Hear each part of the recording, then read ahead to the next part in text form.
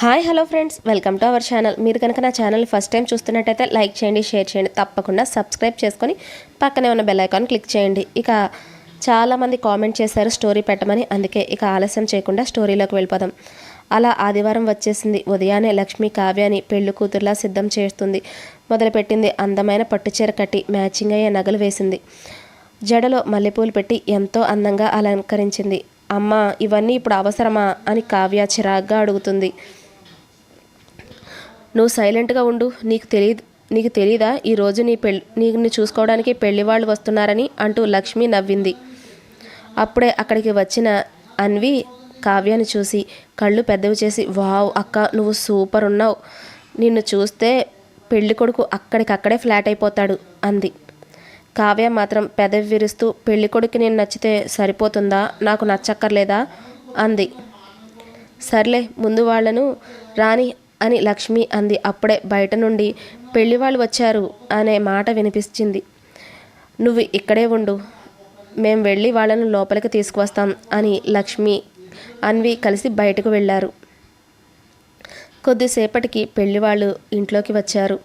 అందరూ చాలా ఆప్యాయంగా సంతోషంగా ఒకరినొకరు పలకరించుకున్నారు. అన్వి పెళ్లి కొడుకుని చూసి నెమ్మదిగా, అమ్మా, అబ్బాయి చూడ్డానికి ఎంత అందంగా ఉన్నాడో, అచ్చు సినిమా హీరోలా అంది. అవునమ్మా, చాలా బాగున్నాడు అని లక్ష్మి కూడా ఒక చిన్న నవ్వు నవ్వింది. అందరూ కొద్దిసేపు మాట్లాడుకున్న తర్వాత పెళ్లి కూతురిని తీసుకురండమ్మా అన్నారు అక్కడ ఉన్న పెద్దవాళ్ళందరూ.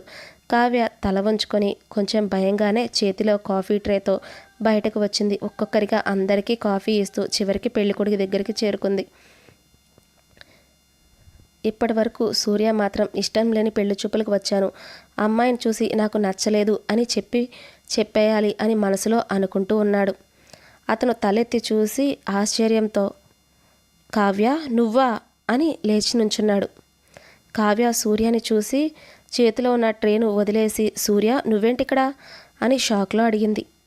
నేనే పెళ్లి కొడుకుని. ఏంటి?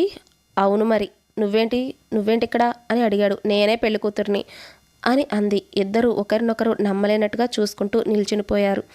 వాళ్ళిద్దరి ముఖాలలో కనిపిస్తున్న ఆశ్చర్యం చూసి పెద్దవాళ్ళు అడిగారు, ఏంటి మీ ఇద్దరు ముందే పరిచయం ఉందా? కావ్య చిన్నగా నిట్టూర్చి, అవును, నా కర్మకి మా ఆఫీసులో ఇతనే నా టీం లీడర్ అంది. సూర్య అవును అన్నట్టుగా తల ఊపాడు. అంతే, అయితే ఇంకా మంచిది కదా, ఇద్దరు ఒకే కంపెనీలో పనిచేస్తున్నారు, ఒకరినొకరు ఇప్పటికే తెలుసుకొని ఉంటారు, పెళ్ళైన తర్వాత కూడా కలిసి ఆఫీస్కి వెళ్ళి కలిసి వస్తారు, ఇంతకుమంటే మంచి సంబంధం ఏముంటుంది అని పెద్దవాళ్ళు సంతోషపడ్డారు. కానీ సూర్య కావ్య మాత్రం ఒకరినొకరు చూసుకుంటూ ఇప్పుడు ఈ పరిస్థితిని ఎలా ఎదుర్కోవాలా అని భయపడుతున్నారు అని మనసులో ఆలోచిస్తూ నిలబడ్డారు. వాళ్ళిద్దరూ ఒకరికి ఒకరు అస్సలు ఇష్టం లేదు, పెద్దవాళ్ళకి మాత్రం తెలీదు. అందుకే ఈ పెళ్ళి తప్పకుండా చేయాలని వాళ్ళు నిర్ణయించుకొని మాట్లాడుకుంటున్నారు. పెద్దవాళ్ళ నిశ్చితార్థం గురించి ఆనందంగా మాట్లాడుకుంటూ ఉండగా సూర్య ఒక్కసారిగా లేచి నిల్చొని, ఒక నిమిషం, నాకు కావ్యతో ప్రైవేట్గా మాట్లాడాలి. అందరూ ఒకరినొకరు చూసుకుంటూ అప్పుడే కావ్య కూడా, అవును, నేను కూడా సూర్యతో ఒకసారి మాట్లాడాలి అంది. పెద్దవాళ్ళు నవ్వుకున్నారు. సరే, మాట్లాడుకొని రండి, పెళ్ళి కాబోయే వాళ్లే కదా అన్నారు. ఇద్దరూ కలిసి పైకి వెళ్ళి టెర్రస్ మీదకు చేరుకున్నారు. టెర్రస్ మీద వెళ్ళగానే కావ్య కోపంగా సూర్య వైపు తిరిగి, నేనే పెళ్లి కూతున్నని తెలిసే మీరు ఇక్కడికి వచ్చారు కదా, మీ వాళ్ళను తీసుకొని మా ఇంటికి వచ్చారు కదా, నాపై రివెంజ్ తీర్చుకోవాలనుకుంటున్నారు కదా, నన్ను పెళ్లి చేసుకొని నన్ను ఇబ్బంది పెట్టాలి అని ప్లాన్ చేశారు కదా అంది. దానికి సూర్య, హలో, ఏం మాట్లాడుతున్నావు నువ్వు అన్నాడు. అప్పుడు కావ్య, నీ సంగతి నాకు తెలుసు, మర్యాదగా కిందకి వెళ్ళి పెళ్ళి నీకు ఇష్టం లేదని చెప్పు, అయినా ఇంత అందమైన అమ్మాయిని వదులుకోవడం నీకు కష్టమే కావచ్చు, కానీ తప్పదు, వెళ్ళి చెప్పు అని చేతులు కట్టుకొని నిలబడింది. సూర్య ఒక్కసారిగా నవ్వి, హలో, ఒక్క నిమిషం ఆపమ్మా, ముందు నీ ఓవర్ కాన్ఫిడెన్స్ తగ్గించుకో. అసలు నువ్వు అని తెలిసి ఉంటే నీ ఇంటికే కాదు, ఈ వీధిలోకి కూడా వచ్చుండేవాడిని కాదు, అడుగు పెట్టుండేవాడిని కాదు. నిజంగానే నాకు నువ్వే పెళ్లి కూతురని తెలియదు. తెలిసి ఉంటే నేను ఇక్కడికి వచ్చేవాడినే కాదు. అయినా కిందకి వెళ్ళి పెళ్ళి వద్దని చెప్పు అని అన్నావు సూర్య. నేను ఎందుకు చెప్పాలి అంది. ఎందుకంటే నీకు ఈ పెళ్ళి ఇష్టం లేదు కదా. అవును, ఇష్టం లేదు. అయితే చెప్పు. మరి నీకు ఇష్టమా? లేదు. అయితే నువ్వే చెప్పు. ఎందుకు నేను చెప్పాలి? నువ్వే చెప్పు. లేదు నువ్వే చెప్పు. లేదు నువ్వే చెప్పు. అలా ఇద్దరు చిన్నపిల్లల వాదించుకోవడం మొదలుపెట్టారు. కొద్దిసేపటి అయిన తర్వాత వాదన పెద్దగా గొడవగా మారింది. నీ వల్లే ఇదంతా జరిగింది, నీ వల్లే. నువ్వే చెప్పు, నువ్వే చెప్పు. ఇద్దరు ఒకరిపై ఒకరు అరుస్తూ ఉండగా ఆపు అని సూర్య గట్టిగా అన్నాడు. ఆ ఒక్క మాటకి కావ్య ఒక్కసారిగా సైలెంట్ అయిపోయింది. ఇద్దరి మధ్య మళ్ళీ నిశ్శబ్దం అలుముకుంది. కొన్ని క్షణాలు ఇద్దరూ ఏమీ మాట్లాడుకోలేదు. టెర్రస్ పై వీచే గాలి మాత్రమే వినిపిస్తుంది. ఇద్దరు వేరువేరు వైపులో నుంచొని ఇప్పుడు ఏం చేయాలి అని మనసులో ఆలోచించుకుంటూ అప్పుడే సూర్య ఒక ఆలోచన వచ్చి, కావ్య నాకు ఒక ఐడియా వచ్చింది అన్నాడు. ఏంటది అంది నిర్లక్ష్యంగా. కానీ ఒక కండిషన్. ఏంటి? నేను చెప్పేది విన్నాక నన్ను తిట్టకూడదు. కావ్య కనుబొమ్మలు ఎగరేస్తూ ముందు చెప్పు, తర్వాత తిట్టాలో కొట్టాలో ఇంకేదైనా చెయ్యాలో నేను డిసైడ్ చేస్తాను. సూర్య రాక్షసి అని మనసులో అనుకుంటూ మ్యారేజ్ అగ్రిమెంట్ అని చెప్పాడు. వాట్? ఏంటి? ఏం మాట్లాడుతున్నావు నువ్వు అని షాకింగ్గా అడిగింది. అవును, నేను చెప్పేది పూర్తిగా విను. కావ్య చేతులు కట్టుకొని నిలబడింది. ఇప్పుడు మనిద్దరం ఈ పెళ్ళి ఇష్టం లేదు అని చెప్పామనుకో, సరే, ఈ సంవత్సరం వద్దు నేను చెప్తే ఇంట్లో వాళ్ళు మన ఇద్దరికి వేరే సంబంధాలు చూస్తారు. అప్పుడు మనం ఇష్టం లేకుండా ఇంకొకరిని పెళ్లి చేసుకొని వచ్చిన వాళ్ళని కూడా అందులో ఇబ్బంది పెట్టాలి. దానివల్ల మనతో పాటు వాళ్ళ జీవితాలు కూడా ఇబ్బంది పడతాయి. వాళ్ళు ఏ తప్పు చేయకుండా మన వల్ల సఫర్ అవుతారు. అదే నువ్వు నన్ను పెళ్లి చేసుకున్నావు అనుకో, తర్వాత నువ్వు ఎలా ఉన్నా నాకు అనవసరం, నేను ఎలా ఉన్నా నీకు అనవసరం. అంటే పెళ్ళి అనేది కేవలం పేరు కోసమే. మనం భార్యాభర్తలం అనే పేరు మాత్రమే ఉంటుంది. మన పెళ్ళయ్యాక 1 సంవత్సరం దాకా నేను ఒక డబుల్ బెడ్రూమ్ ఫ్లాట్ తీసుకుంటాను. నువ్వు ఒక రూమ్లో ఉండు, నేను ఒక రూమ్లో ఉంటాను. ఇద్దరం పూర్తిగా సపరేట్గా. ఆ తర్వాత 1 ఇయర్ పూర్తయ్యాక ఇద్దరం పరస్పర అంగీకారంతో డైవర్స్ తీసుకుందాం.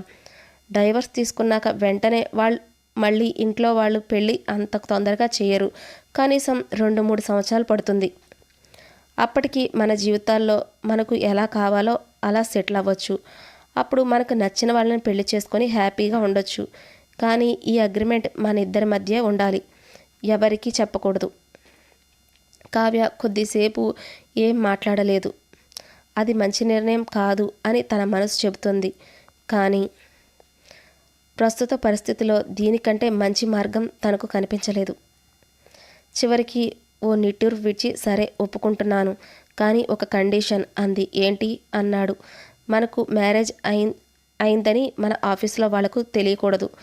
అందుకని మనం సింపుల్గా మ్యారేజ్ చేసుకుందాం. దానివల్ల మన మ్యారేజ్ గురించి అంతగా ఎవరికీ తెలియదు అంది. ఆ మాట సూర్య కూడా కాసేపు ఆలోచించి ఇది మంచిదే అని ఆలోచించి కావ్య కండిషన్కి ఒప్పుకున్నాడు. ఇక ఇద్దరు ఓకే అనుకొని కలిసి కిందకు వచ్చారు. వాళ్ళిద్దరిని చూసిన పెద్దవాళ్ళు ఆసక్తిగా ఎదురు చూస్తూ లక్ష్మి నవ్వుతూ ఏంటమ్మా మీ ఇద్దరి నిర్ణయం? కావ్య ఒకసారిగా సూర్య వైపు చూసి మాకు ఈ పెళ్ళి ఇష్టమే అంది. సూర్య కూడా అవును అంకుల్, నాకు కూడా ఈ పెళ్ళి ఇష్టమే అన్నాడు. అంతే, ఇంట్లో ఒక్కసారిగా ఆనందం వెల్లివిరిసింది. అయితే ఇంకెందుకు ఆలస్యం, నిశ్చితార్థం ఎప్పుడు పెట్టుకుందాం అంటూ మాటల్లో పడ్డారు. మంచి రోజు చూసి వెంటనే ఎంగేజ్మెంట్ చేద్దాం అని పెద్దవాళ్ళు సంతోషంగా మాట్లాడుకోవడం మొదలుపెట్టారు. ఇంట్లో అందరూ ముఖాల్లో ఆనందం కనిపిస్తోంది. కానీ సూర్య కావ్య ముఖాల్లో మాత్రం నవ్వు లేదు. ఇద్దరు ఒకరినొకరు చూసుకుంటున్నారు. ఈ అగ్రిమెంట్ నిజంగానే మన జీవితాలను కాపాడుతుందా లేక కొత్త సమస్యలకు కారణమవుతుందా అని మనసులో ఆలోచిస్తూ మౌనంగా నిలబడ్డారు. ఆ రోజు రాత్రి మాత్రం సూర్య కావ్య ఇద్దరికీ సరిగ్గా నిద్ర పట్టలేదు. ఎంత ప్రయత్నించినా కళ్ళకు నిద్ర రాలేదు. మళ్ళీ మళ్ళీ వాళ్లకు ఒకటే విషయం గుర్తొస్తుంది, అగ్రిమెంట్ మ్యారేజ్. మన గురించి ఏమీ తెలియకుండా అందరూ ఎంతో సంతోషంగా ఉన్నారు. కానీ వాళ్ళని మోసం చేస్తున్నాం అనే ఆలోచన ఇద్దరి లోపల నుండి బాధ పెడుతుంది. అయినా ఇప్పుడు వెనక్కి వెళ్ళే పరిస్థితి లేదు, తప్పదు, ఏదైతే అదే అవుతుంది అని తమకు తామే సమర్థించుకొని ఎప్పుడో అర్ధరాత్రి నిద్రలోకి జారుకున్నారు. మరుసటి రోజు ఇద్దరూ ఆఫీస్కి వెళ్ళారు. ఆఫీస్లో ఎదురుగా కనిపించిన ప్రతిసారి అగ్రిమెంట్ మ్యారేజ్ గురించే ఆలోచనలు. మళ్ళీ ఇద్దరి మనసులు కలవరపడుతున్నాయి. దాంతో కనీసం ఒకరి వైపు ఒకరు చూసుకోవడానికి కూడా ఇబ్బందిగా ఫీల్ అవుతున్నారు. ఇది చూస్తున్న ఆఫీస్లో వాళ్ళందరూ ఆశ్చర్యంగా ఒకరి ముఖాలు ఒకరు చూసుకుంటున్నారు. ఏమైంది వీళ్ళిద్దరికీ? ఎప్పుడు ఎదురుపడినా పాము ముంగిసలా కొట్టుకుంటూ ఉంటారు. అలాంటిది ఇప్పుడు కనీసం ఒకరి వైపు ఒకరు చూసుకోవడానికి కూడా ఇబ్బందిగా ఫీల్ అవుతున్నారు అని ఆఫీస్లో వాళ్ళందరూ మాట్లాడుకుంటూ ఉంటారు.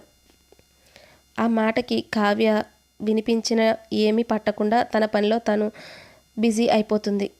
సూర్య కూడా వెళ్ళిన తర్వాత సీట్లో కూర్చొని తన పని తను చేసుకుంటూ ఉంటాడు. అలా రోజులు గడుస్తూ వాళ్ళిద్దరి మధ్య ఒక మౌనం ఏర్పడింది. అవసరమైతే తప్ప మాట్లాడుకోవడం లేదు. నిజంగా కావ్య వర్క్లో ఏదైనా తప్పు చేస్తే సూర్య అది మాత్రమే చెప్తున్నాడు, అంతే తప్ప ఇంతకు ముందులా పెద్ద పెద్ద గొడవలు కూడా పడడం కూడా మానేశారు. అలా 10 రోజులు గడిచిన తర్వాత వాళ్ళ ఎంగేజ్మెంట్ డేట్ ఫిక్స్ అవుతుంది. ఒకరోజు సాయంత్రం అందరూ కలిసి షాపింగ్కి వెళ్ళారు. సూర్య, అతని అమ్మ గౌరీ, రాఘవేంద్ర, అటు నుండి కావ్య పేరెంట్స్, వాళ్ళ చెల్లెలు కూడా వస్తారు. అందరూ ఎవరికి నచ్చినవి వాళ్ళు సెలెక్ట్ చేసుకుంటూ ఉన్నారు. హ్యాపీగా షాపింగ్ చేస్తున్నారు. కానీ కావ్య మాత్రం ఇదంతా ఎంత ఖర్చు అని మనసులో అనుకుంటూ సైలెంట్గా ఉంది. అంతలో అక్కడ ఉన్న ఒక అందమైన లెహంగా సూర్య కంటపడింది. ఇది కావ్యకి చాలా బాగుంటుంది అని అనిపిస్తుంది. కానీ తను చెప్పడానికి ఈగో అడ్డొస్తుంది. ఏం చేయాలో అర్థం కాక ఆ డ్రెస్ వైపే చూస్తూ ఉంటాడు. అది గమనించిన గౌరీ మనసులో నవ్వుకుంటూ, ఓహో, మా సార్ గారికి ఈ డ్రెస్ నచ్చినట్టుంది, కానీ బయటికి చెప్పడానికి ఈగో అడ్డొస్తుంది అని అనుకొని వెంటనే ఆ డ్రెస్ తీసుకొని కావ్య దగ్గరికి వెళ్ళి కావ్య అని పిలుస్తుంది. చెప్పండి ఆంటీ. ఇంకా ఆంటీ ఏంటమ్మా, అత్తయ్య అని పిలు. సరే అత్తయ్య, చెప్పండి. ఈ డ్రెస్ చాలా బాగుంది, నీకు చాలా బాగా సెట్ అవుతుంది అని ఒకసారి వేసుకొనిరా అని ఆ మాట చెప్పగా మాటలు విన్న సూర్య మనసులో, అమ్మ నా గురించి అన్నీ తెలిసిపోతాయి అని చిన్నగా నవ్వుకున్నాడు. ఆ లెహంగా ఎల్లో కలర్లో చాలా అందంగా ఉంది. కొద్దిసేపటి తర్వాత కావ్య ఆ లెహంగా వేసుకొని బయటకు వస్తుంది. ఆమెను చూసిన సూర్య క్షణం పాటు ఈ ప్రపంచాన్నే మర్చిపోయి అలానే చూస్తూ ఉండిపోతాడు. అది గమనించిన కావ్య కొంచెం ఇబ్బందిగా అనిపించి, ఏంటి, ఎందుకలా చూస్తున్నావు అన్నట్లుగా సైగ చేస్తుంది. అంతే సూర్య ఒక్కసారిగా తేరుకొని వేరే వైపు చూస్తూ, నేనేంటి దీని మాయలో పడిపోతున్నాను, వద్దు సూర్య, అస్సలు పడకూడదు అని మనసులో తనకు తానే మందలించుకున్నాడు. ఆ తర్వాత ఎవరు సెలెక్షన్ చేశారు ఈ లెహంగా అని లక్ష్మి అడగడంతో గౌరీ సూర్య ఇబ్బంది పడతాడు అని నేనే చేశాను అని చెప్తుంది. అవునా, చాలా బాగుంది అని అందరూ ప్రశంసించారు. ఆ లెహంగా మ్యాచ్ అయ్యేలా షేర్వాణి సూర్యకి సెలెక్ట్ చేస్తారు. ఆ డ్రెస్ కూడా అందరికీ బాగా నచ్చుతుంది. ఆ తర్వాత ఆ డ్రెస్సులు మ్యాచ్ అయ్యేలా జ్యువెలరీ కూడా తీసుకుంటారు. ఇద్దరి పేర్లో మొదటి అక్షరం ఎస్ మరియు కే ఉండేలా స్పెషల్గా ఉంగరాలు డిజైన్ చేయిస్తారు. అవన్నీ చూసిన సూర్య కావ్య ఇద్దరికీ తెలియని ఇబ్బంది కలుగుతుంది. కానీ తప్పదన్నట్లు నిశ్శబ్దంగా ఉంటారు. చూస్తూనే ఎంగేజ్మెంట్ రోజు రానే వచ్చేస్తుంది. ఇంట్లో అందరూ ఎంతో సంతోషంగా ఉంటారు. కానీ సూర్య కావ్య మాత్రం ఇక మనం తప్పు చేస్తున్నామేమో అనే భావనతోటే ఉంటారు. అప్పుడే లక్ష్మి కావ్య దగ్గరకు వచ్చి, ఏమైంది కావ్య, అలా ఉన్నావే అని అడుగుతుంది. ఏం లేదమ్మా, మమ్మల్ని వదిలి వెళ్ళిపోతానని బాధపడుతున్నావా? అయినా వాళ్ళ ఇల్లు దగ్గరే కదా, ఇక్కడి నుండి 1 గంట ప్రయాణం అని నవ్వుతూ అంది. అదేం లేదమ్మా అని కావ్య చిన్నగా నవ్వింది. కొద్దిసేపటికి ఎంగేజ్మెంట్ వేడుక ఎంతో గ్రాండ్గా ప్రారంభమవుతుంది. అందమైన డెకరేషన్ దగ్గర బంధువులు, స్నేహితులు సమక్షంలో సూర్యకి, కావ్యకి ఎంగేజ్మెంట్ ఘనంగా జరుగుతుంది. స్టోరీ ఎలా ఉందో కామెంట్ చేసి చెప్పండి ఫ్రెండ్స్. స్టోరీ ముందు ముందు చాలా ట్విస్టులతో చాలా చాలా బాగుంటుంది. మీ అందరికీ ఖచ్చితంగా నచ్చుతుందని నాకు నమ్మకం ఉంది ఫ్రెండ్స్. ప్లీజ్, నిన్న మీరు చాలామంది కామెంట్ చేసి స్టోరీ పెట్టమన్నారు. చాలా హ్యాపీగా ఫీల్ అయ్యాను. ప్లీజ్ కొత్త వాళ్ళైతే సబ్స్క్రైబ్ చేసుకోండి. మన పాత సబ్స్క్రైబర్స్ అందరూ కూడా స్టోరీ వింటే చాలా ఎంజాయ్ చేస్తారు. 1 డే సింగిల్ స్టోరీస్ రావట్లేదని మీరందరూ చాలా ఫీల్ అవుతున్నారని, మిస్ అవుతున్నారని నాకు కూడా తెలుసు. కానీ ప్రస్తుత పరిస్థితుల్లో పెట్టే అవకాశం లేదు. అందుకే వీక్లీ 1 మాత్రం పెడదాము అనుకుంటున్నాను. తప్పకుండా కామెంట్ చేసి, లైక్ చేసి, సబ్స్క్రైబ్ చేసుకొని ఈ టైంలో మీ సపోర్ట్ నాకు అందిస్తే నేను ఇంకా ముందుకు వెళ్ళడానికి చాలా చాలా ఎంకరేజ్మెంట్గా ఉంటుంది. Thank you for all. Love you all. Bye.